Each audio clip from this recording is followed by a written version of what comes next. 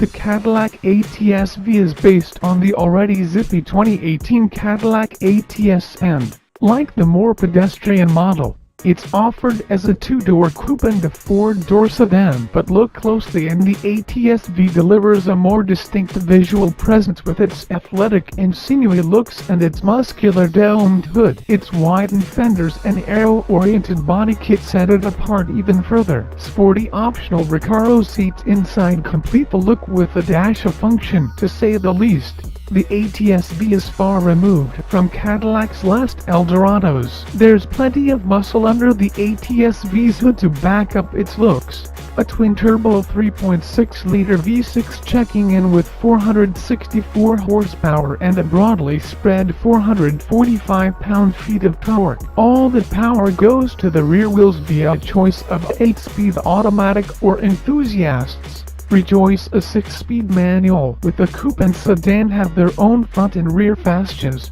something we have come to expect from sporty models. But what's really different here is that they also have widened fenders that provide more presence. An aero-oriented body kit delivers an even more enhanced look, matched by the big 19-inch alloy wheels wrapped in performance rubber. Building on the already luxurious interior of a well-equipped 2018 Cadillac ATS, the ATS-V adds in some nice styling upgrades for a more of-market feel. Those front seats are grippy enough in the base model, but opt for the available Recaro branded seats and you're practically in a race car. Unlike some Recaro thrones, those in the ATS-V are too confining for a wide range of bodies. The back seat, on the other hand, remains just as cramped here as in the base ATS, and the problems are really compounded with the coupe.